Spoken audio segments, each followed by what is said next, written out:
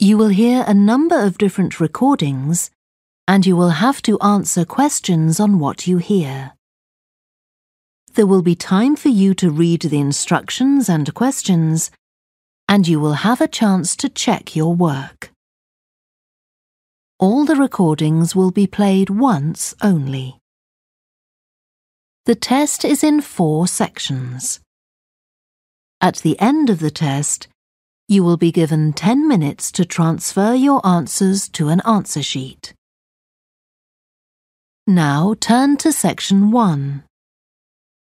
Section 1. You will hear a woman telephoning a tourist office to ask about free activities. First, you have some time to look at questions 1 to 6.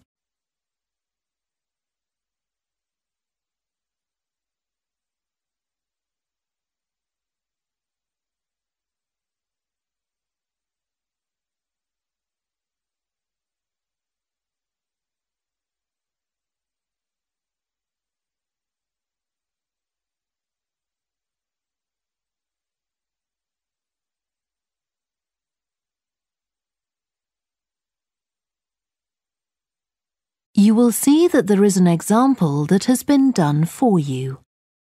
On this occasion only, the conversation relating to this will be played first.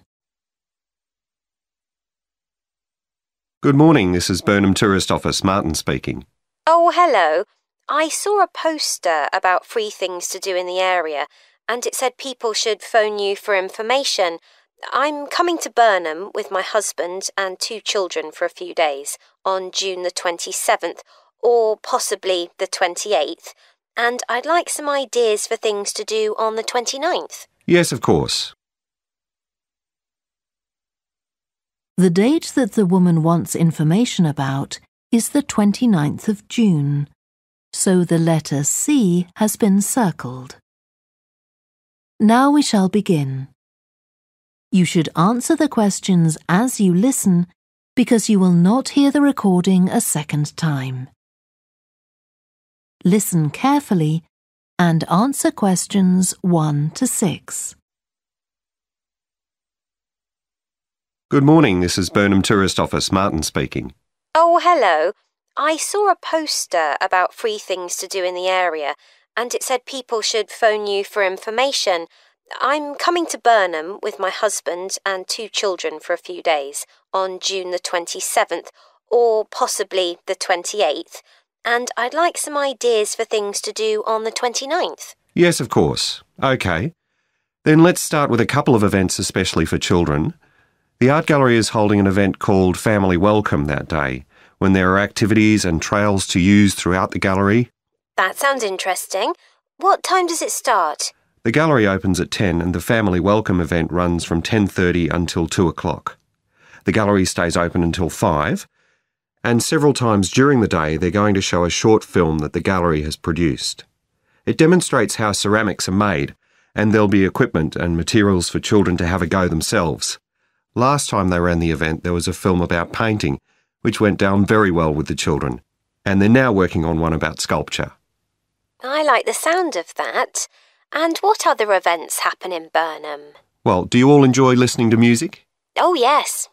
Well, there are several free concerts taking place at different times, 1 or 2 in the morning, the majority at lunchtime and a couple in the evening, and they range from pop music to Latin American.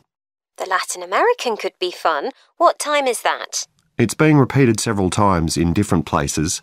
They're performing in the Central Library at 1 o'clock, then at 4 it's in the City Museum, and in the evening at 7:30 there's a longer concert in the theatre.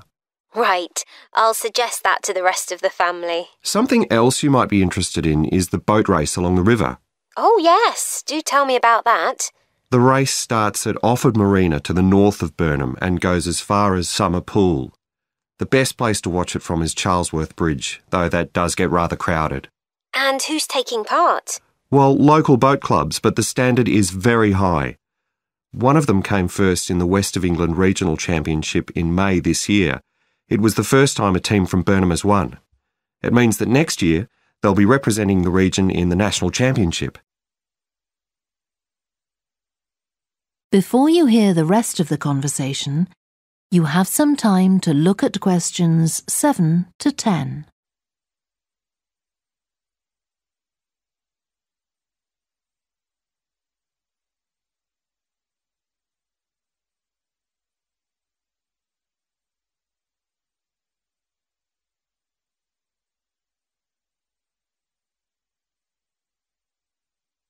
Now listen and answer questions 7 to 10.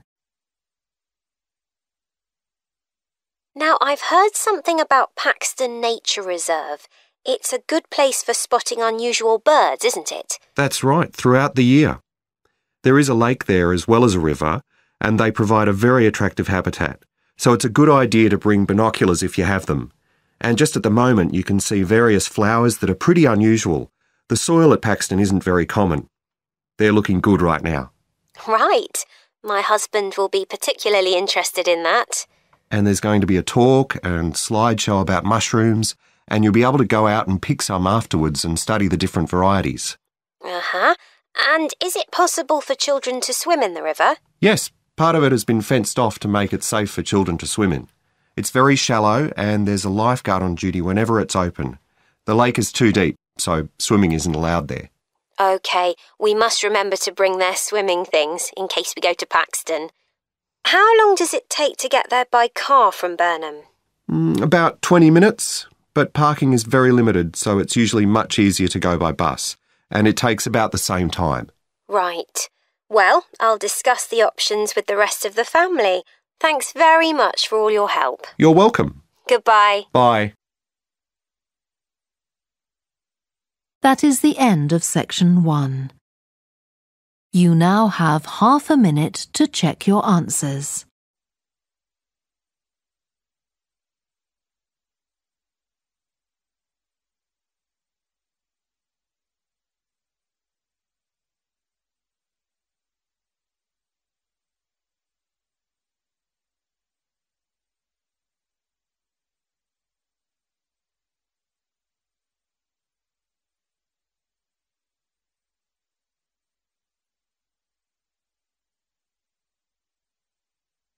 Now turn to section 2. Section 2. You will hear a talk given by a woman called Shona Ferguson about changes in a town called Barford. First, you have some time to look at questions 11 to 15.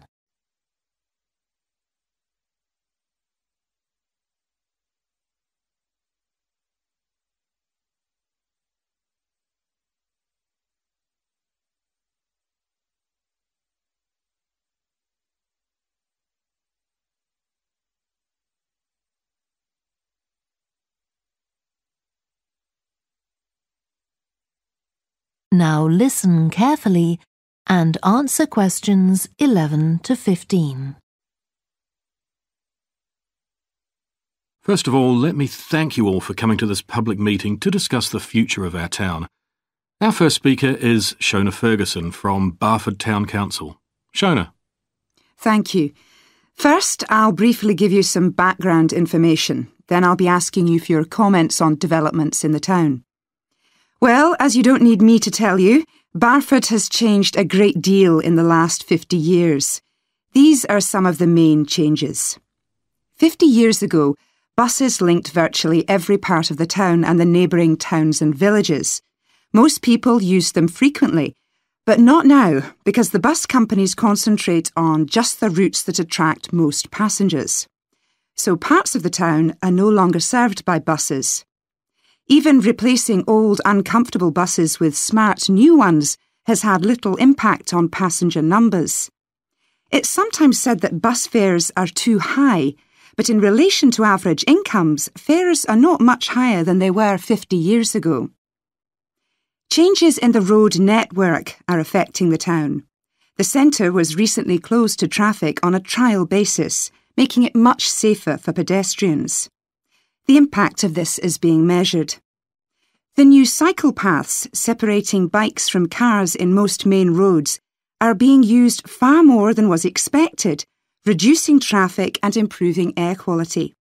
And although the council's attempts to have a bypass constructed have failed, we haven't given up hope of persuading the government to change its mind. Shopping in the town centre has changed over the years. Many of us can remember when the town was crowded with people going shopping.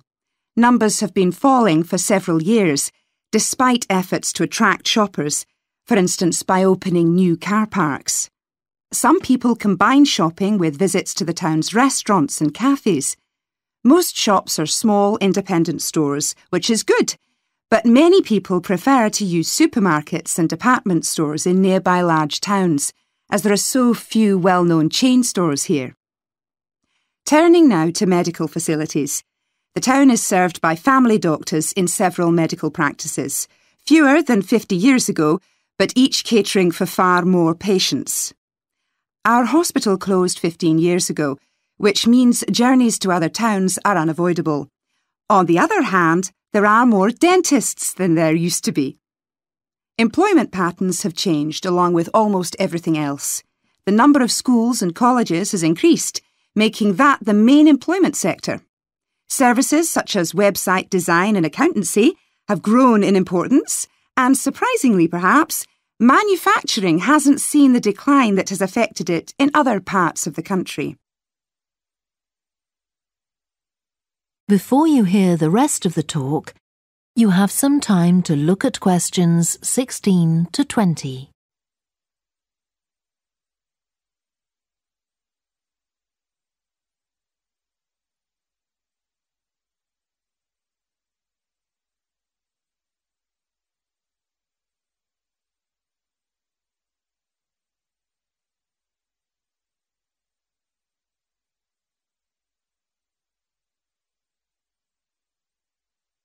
Now listen and answer questions 16 to 20.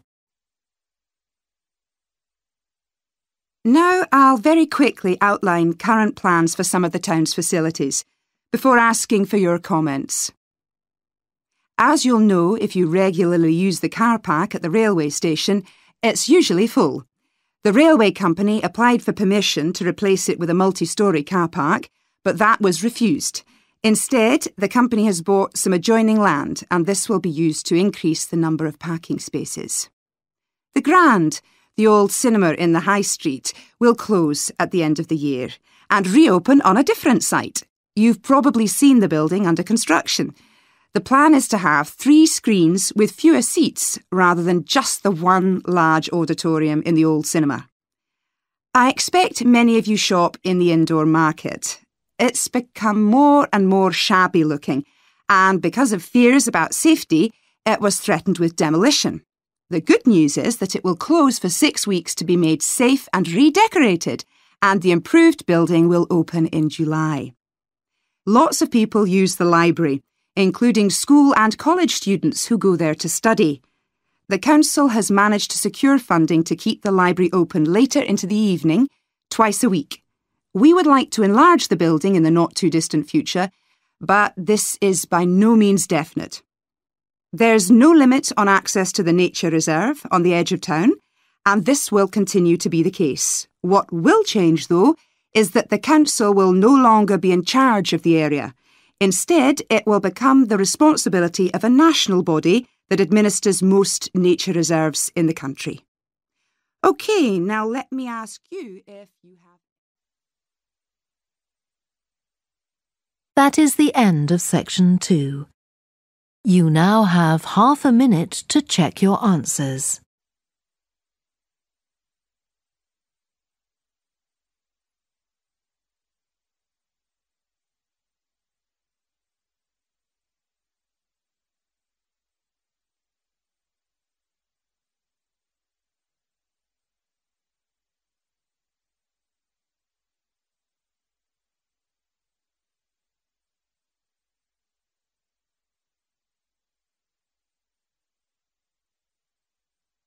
Now turn to section 3.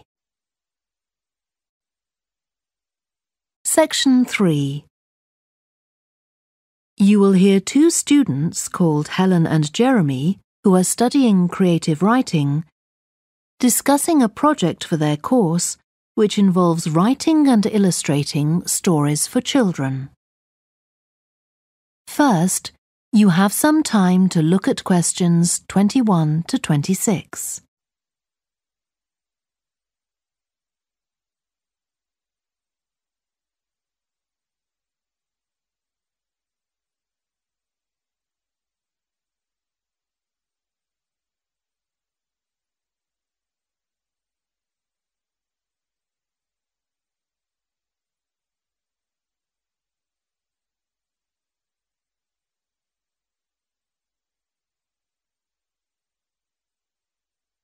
Now listen carefully and answer questions 21 to 26. Hello, Helen. Sorry I'm late. Hi, Jeremy, no problem. Well, we'd better work out where we are on our project, I suppose. Yeah, I've looked at the drawings you've done for my story, The Forest, and I think they're brilliant. They really create the atmosphere I had in mind when I was writing it. Oh, I'm glad you like them. There are just a few suggestions I'd like to make. Go ahead. Now, I'm not sure about the drawing of the cave. It's got trees all around it, which is great, but the drawing's a bit too static, isn't it? I think it needs some action. Yes, there's nothing happening. Perhaps I should add the boy, Malcolm, isn't it? He would be walking up to it. Yes, let's have Malcolm in the drawing. And what about putting in a tiger? The one that he makes friends with a bit later. Maybe it could be sitting under a tree, washing itself. And the tiger stops in the middle of what it's doing when it sees Malcolm walking past. That's a good idea. OK, I'll have a go at that. Then there's the drawing of the crowd of men and women dancing. They're just outside the forest, and there's a lot going on. That's right. You wanted them to be watching a carnival procession, but I thought it would be too crowded. Do you think it works like this? Yes, I like what you've done. The only thing is, could you add Malcolm to it without changing what's already there? What about having him sitting on the tree trunk on the right of the picture? Yes, that would be fine. And do you want him watching the other people? No, he's been left out of all the fun, so I'd like him to be crying. That'll contrast nicely with the next picture where he's laughing at the clowns in the carnival. Right, I'll do that. And then the drawing of the people ice skating in the forest. I wasn't too happy with that one. Because they're supposed to be skating on grass, aren't they? That's right, and it's frozen over. At the moment, it doesn't look quite right. I see what you mean. I'll have another go at that. And I like the wool hats they're wearing. Maybe you could give each of them a scarf as well? Yeah, that's easy enough. They can be streaming out behind the people to suggest they're skating really fast. Great. Well, that's all on the drawings. Right. So you finish writing your story and I just need to finish illustrating it, and my story and your drawings are done. Before you hear the rest of the discussion, you have some time to look at questions 27 to 30.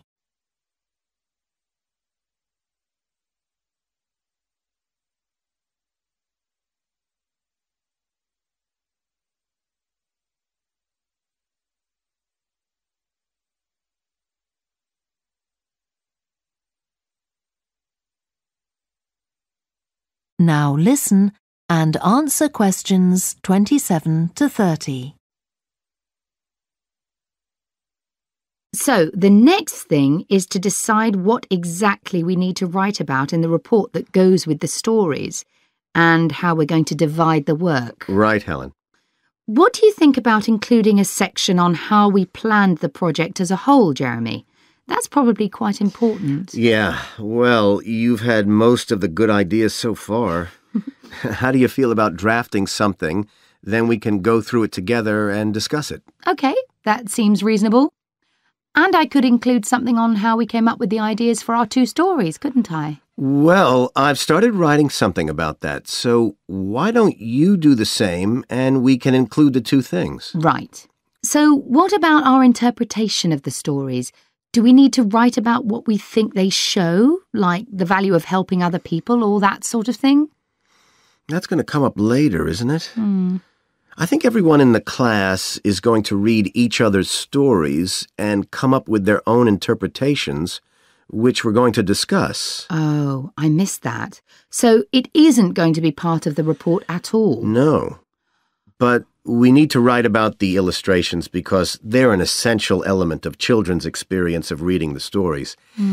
It's probably easiest for you to write that section, as you know more about drawing than I do. Maybe, but I find it quite hard to write about. I'd be happier if you did it. Okay. So when do you think we can get this ready? That is the end of section 3. You now have half a minute to check your answers.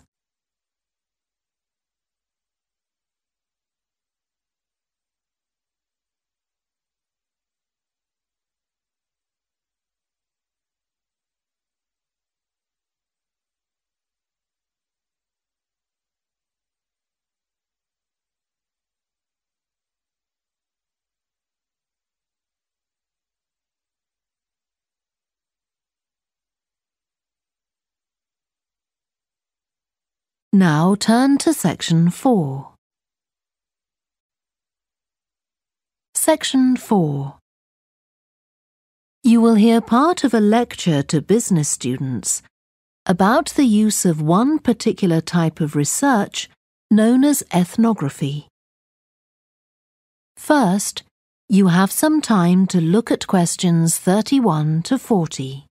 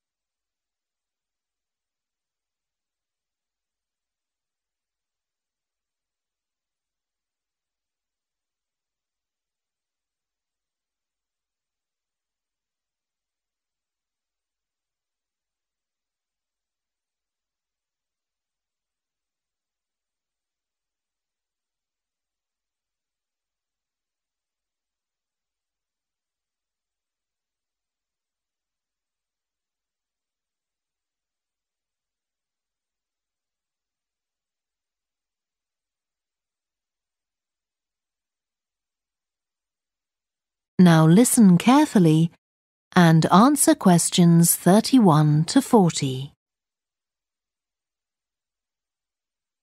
So, what I'm going to talk about to you today is something called ethnography. This is a type of research aimed at exploring the way human cultures work. It was first developed for use in anthropology, and it's also been used in sociology and communication studies. So, what's it got to do with business, you may ask? Well, businesses are finding that ethnography can offer them deeper insight into the possible needs of customers, either present or future, as well as providing valuable information about their attitudes towards existing products. And ethnography can also help companies to design new products or services that customers really want. Let's look at some examples of how ethnographic research works in business. One team of researchers did a project for a company manufacturing kitchen equipment. They watched how cooks used measuring cups to measure out things like sugar and flour. They saw that the cooks had to check and recheck the contents because although the measuring cups had numbers inside them, the cooks couldn't see these easily. So a new design of cup was developed to overcome this problem, and it was a top seller. Another team of ethnographic researchers looked at how cell phones were used in Uganda, in Africa. They found that people who didn't have their own phones could pay to use the phones of local entrepreneurs. Because these customers paid in advance for their calls, they were eager to know how much time they'd spent on the call so far. So the phone company designed phones for use globally with this added feature. ethnographic research has also been carried out in computer companies. In one company, IT systems administrators were observed for several weeks. It was found that a large amount of their work involved communicating with colleagues in order to solve problems, but that they didn't have a standard way of exchanging information from spreadsheets and so on. So, the team came up with an idea for software that would help them to do this. In another piece of research, a team observed and talked to nurses working in hospitals. This led to the recognition that the nurses needed to access the computer records of their patients no matter where they were. This led to the development of a portable computer tablet that allowed the nurses to check records in locations throughout the hospital. Occasionally, research can be done even in environments where the researchers can't be present. For example, in one project done for an airline, respondents used their smartphones to record information during airline trips, in a study aiming at tracking the emotions of passengers during a flight.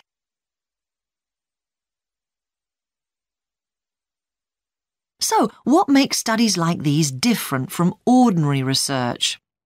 Let's look at some of the general principles behind ethnographic research in business. First of all, the researcher has to be completely open-minded. He or she hasn't thought up a hypothesis to be tested, as is the case in other types of research. Instead, they wait for the participants in the research to inform them. As far as choosing the participants themselves is concerned, that's not really all that different from ordinary research. The criteria according to which the participants are chosen may be something as simple as the age bracket they fall into, or the researchers may select them according to their income, or they might try to find a set of people who all use a particular product, for example. But it's absolutely crucial to recruit the right people as participants. As well as the criteria I've mentioned, they have to be comfortable talking about themselves and being watched as they go about their activities. Actually, most researchers say that people open up pretty easily, maybe because they're often in their own home or workplace. So, what makes this type of research special is that it's not just a matter of sending a questionnaire to the participants.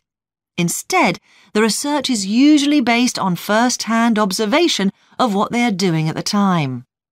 But that doesn't mean that the researcher never talks to the participants. However, unlike in traditional research, in this case, it's the participant rather than the researchers who decides what direction the interview will follow. This means that there's less likelihood of the researcher imposing his or her own ideas on the participant. But after they've said goodbye to their participants and got back to their office, the researcher's work isn't finished. Most researchers estimate that 70 to 80% of their time is spent not on the collecting of data, but on its analysis, looking at photos, listening to recordings and transcribing them, and so on. The researchers may end up with hundreds of pages of notes. And to determine what's significant, they don't focus on the sensational things or the unusual things. Instead, they try to identify a pattern of some sort in all this data and to discern the meaning behind it. This can result in some compelling insights that can, in turn, feed back to the whole design process. That is the end of section 4. You now have half a minute to check your answers.